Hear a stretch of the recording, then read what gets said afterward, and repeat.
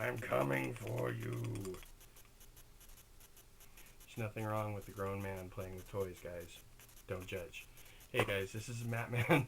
Thanks for coming back for another episode of the Low Tech Track. We're gonna cover real quick just two little things about Fast and Furious, new movies coming out really soon, and then we'll hit on something really quick, kind of a little spin for the Avengers.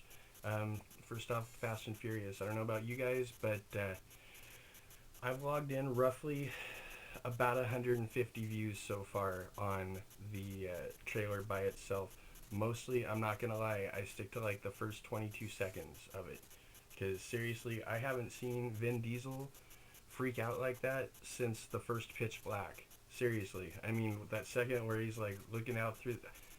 If it's green screen, it's only showing how much of awesome actors and actresses this crew is. I mean, not only do they work well together, as we've seen in several films so far, and from the sounds of it, we're going to see in a few more. We'll get to that in a second, though. Not only do they work well together, but they're amazing actors and actresses. Seriously. If you haven't seen it yet, I'm just going to spoil a little bit of it for you. Huge carrier, about 7 cars, parachutes, and heart stoppage. That's about the long and short of it. That's all I can tell you about it without trying to give anything away. But it looks like it's going to be amazing. They're leaking out stills and single little clips here and there throughout the internet, and the stuff that I've seen looks outstanding. And as a testimonial to it, and maybe it's just the great makeup, but am I the only one that thinks Michelle Rodriguez and Vin Diesel are just never going to age? Seriously, I mean, both of them, I'm not going to say they necessarily had hard lives or anything, but you would figure you would see something in the way of age on these two by now. And if there's ever a day where Michelle Rodriguez looks anywhere north of 25, I don't think any of us are ever going to see it. I think she's just going to wake up one day at like 92 and she's going to get like 3 gray hairs and that's it. Call me crazy, but that's where I'm going with it. One of the things that they've already greenlit the next one. I don't know, Fast and the Furious Amish Drift or some shit like that. But the thing that really kind of worries me is they're already talking about another 5 movies past not just this one, but also the next one past that, and then 5 more on top of that. And don't get me wrong, I love the Fast and Furious franchise. I'm a big fan of car movies anyway. Gone in 60 Seconds, the original and the remake, both of them were pretty awesome. I love the franchise. I love everything about the franchise. I was talking to my friend Sean Williams from Team Audio Addiction, and it's pretty much a concisive thing that there's going to be people, crashing the party for the premiere, basically. The LA premiere sounds like it would be amazing. I mean, all the stars, a commemorative thing for Paul Walker. It's just going to be awesome. Awesome is my favorite word, apparently. That and amazing and awe-inspiring. I'm kind of digging on awe-inspiring. Yeah, like 6 more movies in total. Here's an idea, guys. How about you just do a TV show? You can have like guest spots from the crew, from the movies and whatnot. You could go into different time periods. I mean, yeah, there's the cars and the stealing stuff with the cars. You could also pull down, go old school and do a few episodes on like rum runners and, smugglers. I mean, there's the whole Han Solo side thing to it. You could do a lot more with a TV show than you could with like 5 movies. And it's only going to boost your ratings if like Vin Diesel Dominic Toretto just happens to pop in, as like a side storyline to one of them. It's going to shoot through the roof. It just kind of seems a little much to try and shove that many movies into that kind of time period. Though it doesn't seem like Marvel or DC have any problem with that whatsoever. They've both announced their films up to like 2025.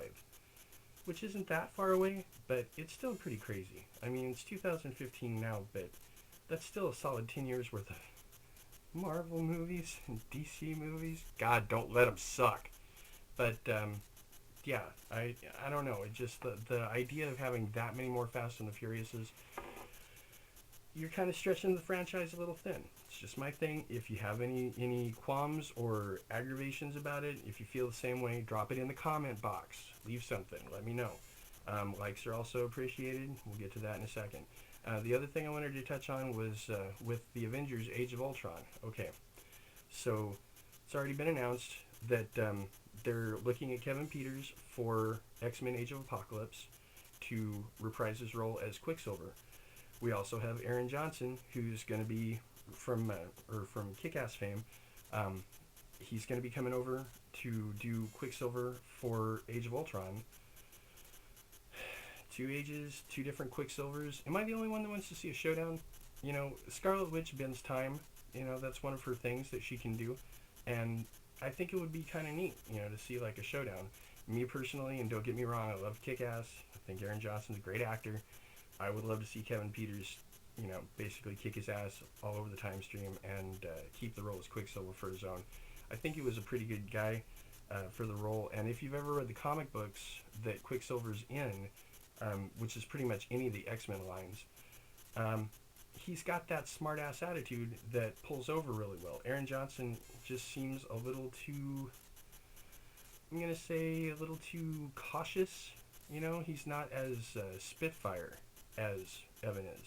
And I think that it would be awesome to see the two of them, you know, I mean, just, well, we wouldn't actually see it, you know, they're both running at the speed of light. It'd just be a shitload of punches and somebody dead on the floor. But I think it would be kind of neat to see it.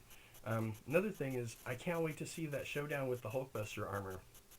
Before they dropped the preview, they leaked the sketches, you know, the production artwork for it. It looks amazing.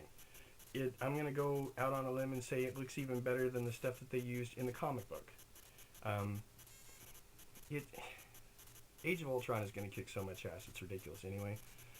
If you're into comics even a little bit, this is a great time to be alive. I mean, every comic book pretty much, from Spider-Man, which apparently they're taking Andrew Garfield off the roll if they, you know, can pull it back in for the big Infinity Wars crossover that's going to have like everyone from the Marvel universe, which is good because you need that. Thanos is, there's a reason why they call him the Mad Titan, Mad God, because he's crazy. And, you know, once he gets a hold of that gauntlet, and those of you who know what the gauntlet is, I don't have to say anything else. Once he gets a hold of that gauntlet, all shit breaks loose. It's ridiculous. But for me personally, and I'll be waiting with bated breath for Avengers Age of Ultron, the thing that I'm looking forward to is the next Sherlock Holmes film, which is already in pre-production. Sherlock Holmes 3, it's going to have Robert Downey Jr. and Jude Law back as Holmes and Watson. I'm hoping that they pursue the storyline from the actual Sherlock Holmes stories, where Holmes and Watson have to track down the general, Sebastian Moran. Thank you. It's just one of those things that you can't really go wrong with the casting and the storyline. Guy Ritchie's coming back to direct. Susan Downey's going to be an executive producer again. It's basically getting the band back together again. I mean, the first two were absolutely awesome. I've read all the Sherlock Holmes novels, or the 4 novels and the 56 short stories. And truthfully, and I know people like to harp on Robert Downey Jr.'s performance about it, you know, the people that are like, I'm so diehard, blah, blah, blah, blah. He does a great job. Both of them do. They personify Holmes and Watson to an extent where I really wouldn't want to see anybody else. I know everybody likes Benedict Cumberbatch, you know, and to an extent on this coast anyway, Johnny Lee Miller for Elementary wasn't. I've seen Miller's performance a couple times. I like Johnny Lee Miller, not that great as Holmes. Sorry. I like Benedict Cumberbatch. I've never seen an episode of Sherlock. You know why? Because Sherlock Holmes shouldn't have a cell phone. Just putting it out there. It's my own personal thing. If you disagree, drop a comment. If you do agree, drop a comment. Hit a like. Follow me. You can follow me on Twitter at MattHunt75. You can follow me on Facebook at Matthew Hunt. Let me know what you think. If there's something that you'd like to hear me babble about, we can do that too. Drop something. Let me know what you feel. Until then, see you guys later.